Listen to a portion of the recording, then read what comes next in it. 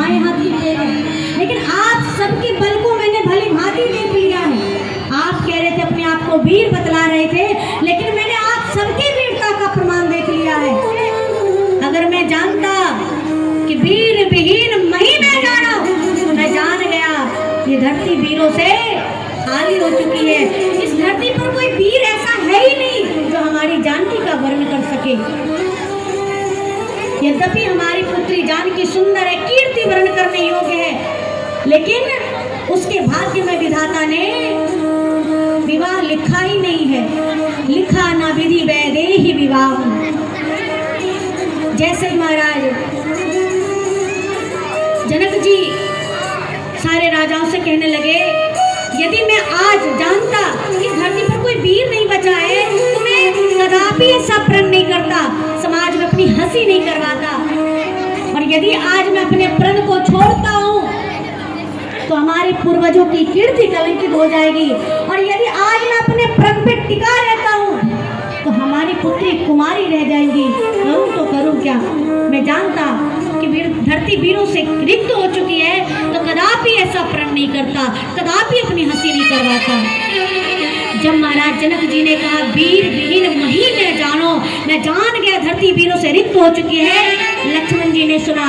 लक्ष्मण जी ने विचार किया कि अभी भैया बैठे हुए हैं, गुरु विश्वामित्र जी बैठे हुए हैं, और बड़ों के बीच में छोटे को बोलना नहीं चाहिए। पहली बार में तो लक्ष्मण जी शांत रहे, लेकिन जैसे ही महाराज जनक जी ने कहा कि वीर विहीन मही में जानो, मैं जान गया ये धरती वीरों से रिक्त हो चुकी है, इसलिए आप सब तजंवास निज निज गृह जाओ, लिखा न विधि वैदेही विवाह। आप सब अभी अपने अपने घर को चले जाइए, वापस लौट जाइए। मैं जान गया इस धरती पर कोई वीर नहीं बचा है। जैसे महाराज लक्ष्मण जी ने सुना, अब लक्ष्मण जी कहाँ शांत रहने वाले।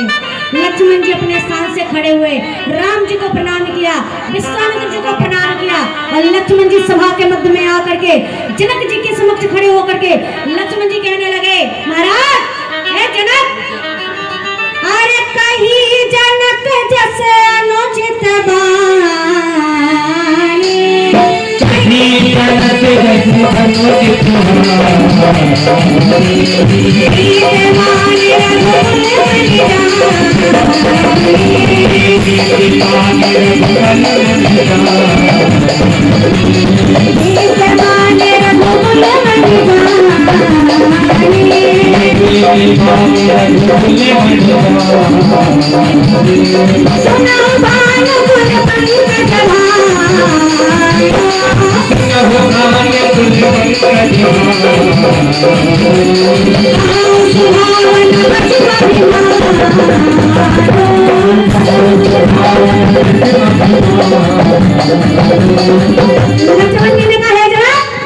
जिस सभा में वीरों के वीर रघुवीर बैठे हो, उस सभा में जनक तुम ऐसी बात कैसे कर सकते हो कि धरती पर कोई वीर नहीं बचा हुआ है?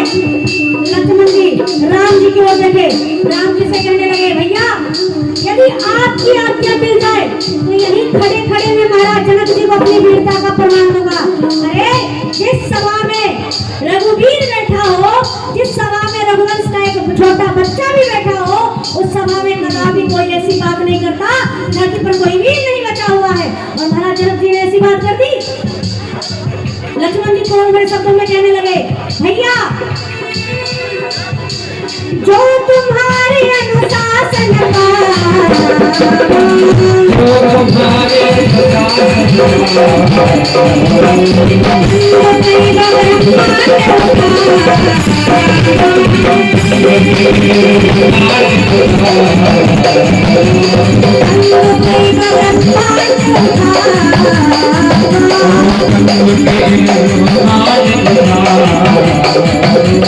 लक्ष्मण जी ने कहा, भैया यदि आपकी आज्ञा हो जाए तो मैं यहीं खड़े खड़े वीरता का प्रमाण दूंगा। ये कह रहे कोई वीर नहीं बचा हुआ है, मैं इनको वीरता का प्रमाण दूंगा।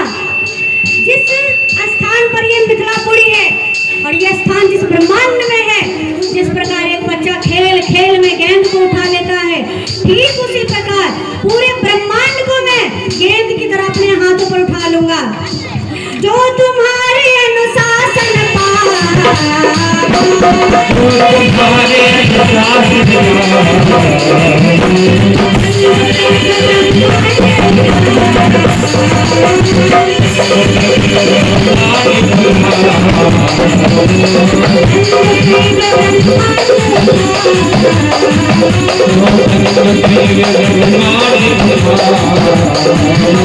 लक्ष्मण जी ने कहा पूरे ब्रह्मांड को गेंद की तरह खेल खेल में उठा लूंगा। जैसे महाराज लक्ष्मण जी ने पूरे ब्रह्मांड को उठाने की बात करी, एक राजा बैठे हुए थे। राजा ने कहा दूसरे राजा से, क्या वो देखो छटका वाला ब्रह्मांड उठाएगा। तो कहा तो तुम कहाँ जा रहे हो? उसने कहा मैं जा रहा हूँ। तो कहा कहाँ जा रहे हो? बोला मैं अपने घर जा रहा हूँ। क्यों? क्योंकि ये ब्रह्मांड उठाने वाले हैं। तो दूसरे राजा ने कहा तुम्हारा घर ब्रह्मांड से बाहर है क्या? ब्रह्मांड में तो है। लक्ष्मण जी ने कहा सुन लो, केवल उठाऊंगा नहीं, पूरे ब्रह्मांड को गेंद की तरह उठाऊंगा। और उठाने के बाद अरे कांचे घट के मिटाओ,